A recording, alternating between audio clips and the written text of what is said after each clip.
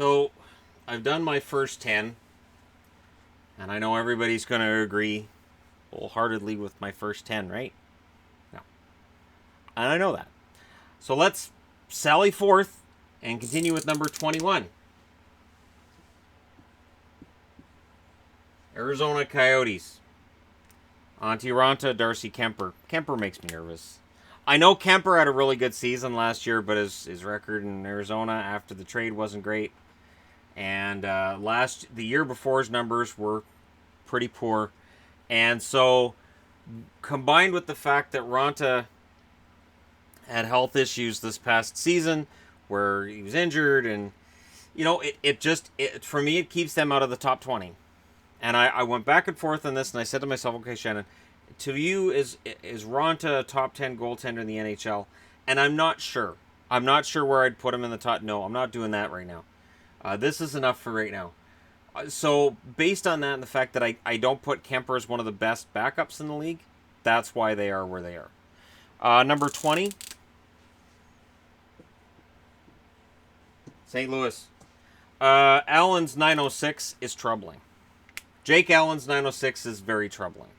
For a St. Louis team that looks like they should be on the rise, and Allen could be a problem. And then Chad Johnson's year in Buffalo was abysmal, 891.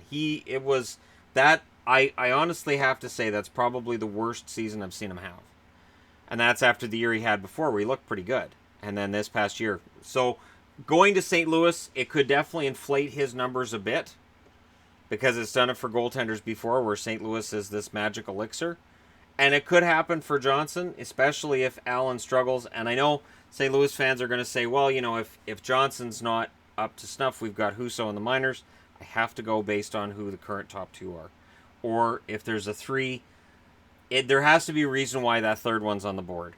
Number 19. The idea that Niemi's listed ahead of Carey Price is weird, but I went by save percentage. Niemi at 911 and Price at 900. Now, if Price puts up another 900 this season or below, then their tandem will finish below all of them. That's abysmal. Price needs to have a bounce back, and he can do it, because in 3 of the 4 seasons before that, he had a top 9 save percentage in the league. So he absolutely can do it.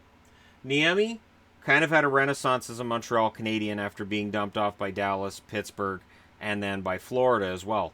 So Niemi went from being a punchline to a pretty punchy guy as a backup goaltender. And if something happens to Price, Lindgren can step in, but Lindgren doesn't push them higher than 19th either. Number 18. Georgiev and Lundqvist. So, again, the Rangers are a team that they've got other goaltenders that could step in. There's no guarantee that Georgiev's going to have that shot. But look, he had a 918 save percentage, and he had a half-decent record as well. Lundqvist with a 915 at his age. He may end up playing less games. This backup could play a lot, or they could go with one of the other rookies as well.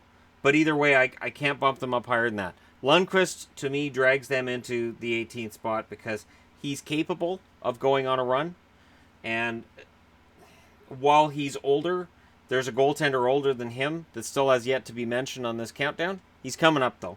But, yeah, he can still have that comeback year. Number 17. Cory Schneider, Keith Kincaid, New Jersey. Kincaid, 913 save percentage. He got better as the year went along. Schneider, injury-plagued season. He's injured starting this year as well. There has to be some concern. And, of course, the idea that, that Eddie Lack can step in. I thought about putting Lack on the board, but honestly, Lack is not at this point in time a guy you want to rely on regularly at the NHL level. He can play the odd game here and there, but if they go with Kincaid and Lack, if Schneider ends up moving out, honestly, part of the reason they're 17th is because I think Schneider's going to have a bounce-back year if/when he plays. Last I saw, he's set to play around the end of October, but it's a dicey situation anytime that you see a guy fighting off an injury like that, right? Number 16. Remember the older goaltender? Now's the time to mention the older goaltender. That's why there's 3 goalies on the board for Florida. I have Florida at 16th. Luongo had a .929 save percentage last year. That's pretty darn good for a guy who's, you're 29, right, Roberto? Something like that. Reimer, .913 save percentage. Reimer had points this year where he looked fantastic, and then there were times where he looked very human. Hutchinson was brought in to be a third. .907 save percentage, asterisk, because he played less than 10 games for the Winnipeg Jets. But Hutchinson was seen as a guy who could potentially be a backup this season, so signing in Florida means this is in case one of their top 2 goaltenders gets hurt. Luongo needs time off, this kind of thing. But Luongo's .929 can't be ignored. It really can't. And it's not a fluke either, because his career save percentage is pretty darn good. Number 15. Grubauer and Varlamov in Colorado. When Bernier left Colorado, there may have been concern about who was going to replace Bernier, but it would have been muted by the fact that there were so many fans yelling, "I can't believe we got Grubauer. This is awesome." Grubauer's .923 was fantastic among backups in the NHL, Carter Hutton notwithstanding. Varlamov's .920 was a step up from where he's been. Varlamov is a solid goaltender in the NHL, and I think he's closer to being the goaltender he showed that he was this past season in Colorado than the one we'd seen in previous years.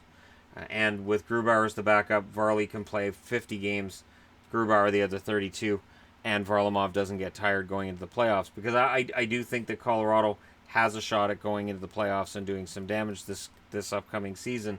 But goaltending could play a key, and in my eyes, their goaltending is better than where I would have ranked it a year ago. A year ago at this time, I would not have ranked them top 15.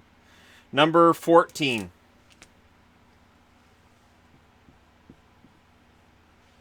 Bishop and Hudobin.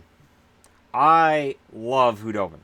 Anton Hudobin came in this year, played very well for Boston, and I thought deserved to come back as the backup, but Boston went in another direction. Hudobin will be an excellent backup for Ben Bishop, but how healthy is Ben Bishop going to be?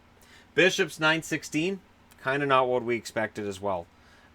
Bishop is reaching that stage where, you know, he could end up being somewhat injury prone, and I still remember when he was ready to, you know, take the nets for St. Louis, and Don Taylor, one of the greatest sports guys ever. Sports Page was amazing with Don Taylor and Paul Randorf. Bishop takes a weird tumble, and this was pregame, and Don Taylor said it turns out Ben Bishop's too tall for his legs and injures himself before the game. And I think that whenever Bishop gets hurt, he's too tall for his legs. And I know that's not fair, but it is something that kind of sticks with me because he does have issues with injuries. Number 13. We're up to 13. I am being very, very, very generous to the Washington Capitals, and I'll tell you why. They just won the Stanley Cup. Braden Holtby had a .907 save percentage.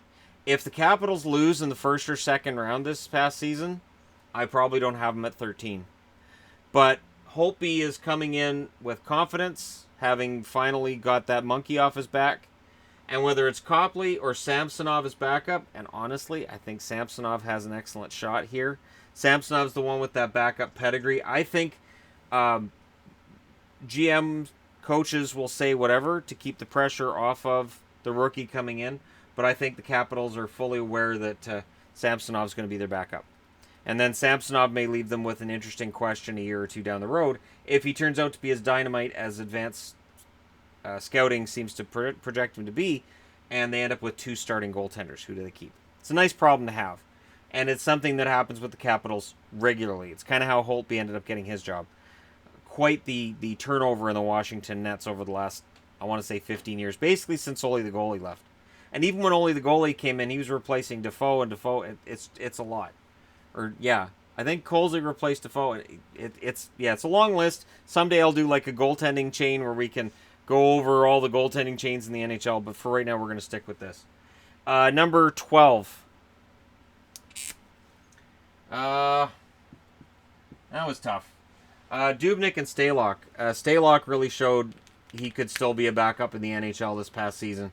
And Dubnyk's .918 is a little bit above average. I thought he played well again in the first round. I understand that his stats didn't end up bearing out, that he did play well, and that there's people who are Dubnyk detractors, but I'm not one of them. I like Devin Dubnyk a lot. I think that he's a capable goaltender, and I think he's a legit starter in the league.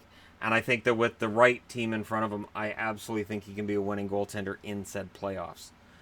But we'll see. So again, I know Wild fans, some of them weren't happy that I projected them to be 6th in the division. They're a sexy pick to drop. I don't have their goaltending at the bottom, though. Number 11, and this is where we'll end this part. Curtis McElhinney had quite the season, didn't he? A .934 save percentage in limited games as a backup. And this is a guy who, coming into the season, there were some Leaf fans that felt that he hadn't played well after he came in as an acquisition the year before. And I was a big McElhinney backer because I'd seen him prior to that, and I think he's a solid backup. And the nice thing for Toronto is you have Anderson, who's entrenched as a starter, McElhinney, who's pure backup. You're not going to have a goaltending controversy in Toronto. I think Anderson's better than his numbers. I think Anderson's one of the better goaltenders in the league. And I think with McElhinney as the backup, I think they're solid. Now, right or wrong, they still had that first-round meltdown. Anderson took some flack for that. And for that reason, I have them just outside the top 10, which means the top 10 feature Anaheim, Boston, Columbus, LA, Nashville, Pittsburgh, San Jose, Vegas over here, Tampa, and Winnipeg. So who's where in the standings? You'll have to wait for video number 3 in this series to find out. Thanks for watching. Hit like and subscribe if you're browsing your way through. You just happened upon this video. And I know there's people who aren't going to get with this list and say, yeah, that's right.